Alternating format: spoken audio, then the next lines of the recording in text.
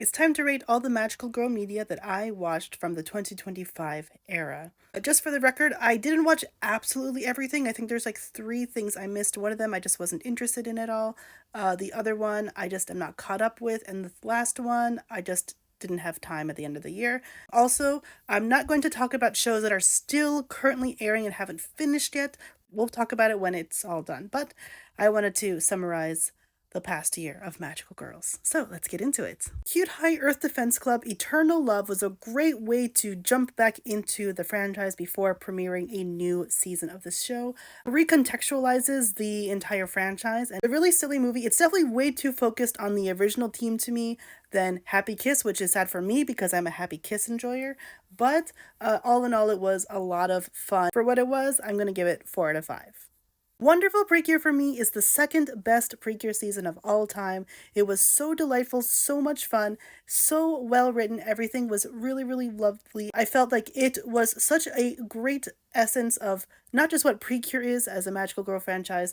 The themes that they were going for in this season were so strong. I watched again with my spouse. Loved it just as much the second time. All in all, just so perfect for me. So 4.5 out of 5. I don't play Promise of Wizard, so this show was extremely confusing for me.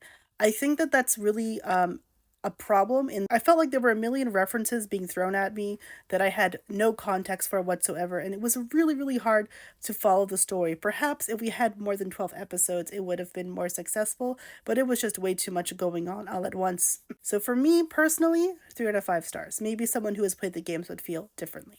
I was hooked at the end of episode 2 of Momentary Lily, and even putting aside the go-hands of it all, I found that this series had interesting things going for it, but was ultimately not very successful in what it was trying to accomplish, mostly because it was way too focused on fan service. The way that they cleaned things up in the extra bonus episode made me feel like they could have just taken out that one particularly bad fan service episode and just had a proper season.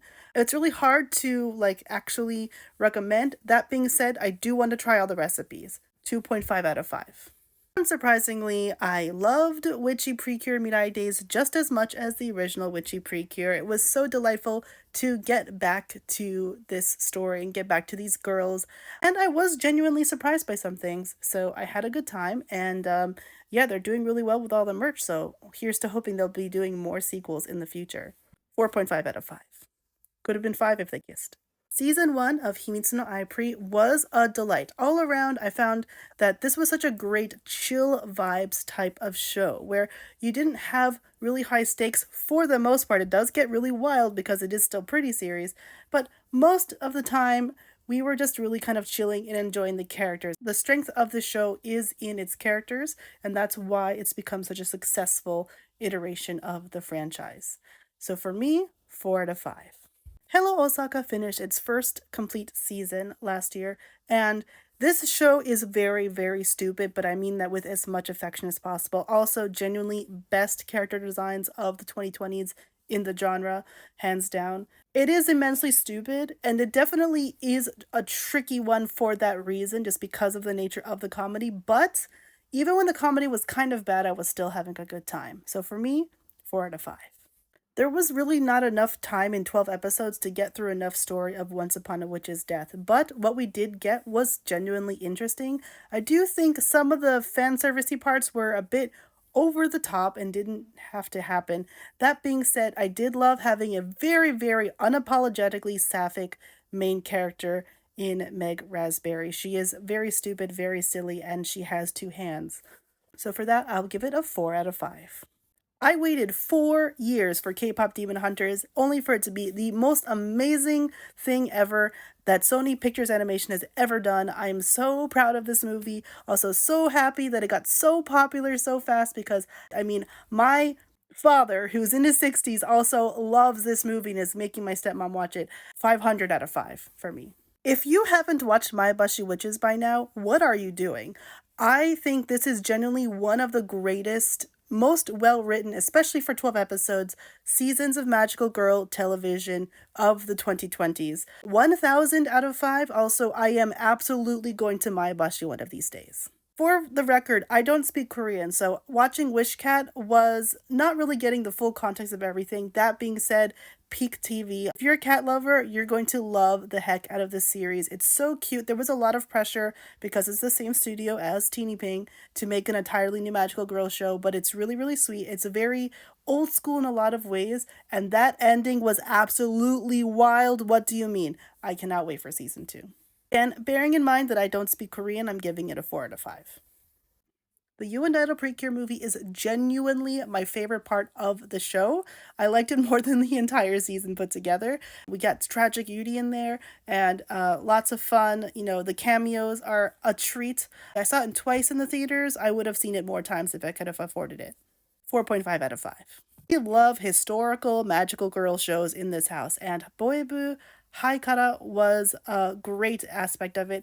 Of course, it was very, very stupid and extremely anachronistic, right? But it was a really good time, and of course, the fashion was fashioning. So, wonderful series. Definitely a 4 out of 5 for me. New Panty and Stocking was so stupid for real, and I loved every moment of it. This is, of course, more than just being a really stupid magical girl show. This is, a very, very wild adult show. Also, just so much film nerdery is what I really appreciate about this series. And there were even aspects where, like, I didn't understand the references to the thing, but I had friends who could inform me about it, and we had a great time. I've never watched the thing, sorry. I do want to rewatch to see what the censored version is like, and also watch it again for the dub. I want to check out the English dub because what I've seen from the clips looks amazing. 4.5 out of 5. The Water Magician was all around fine.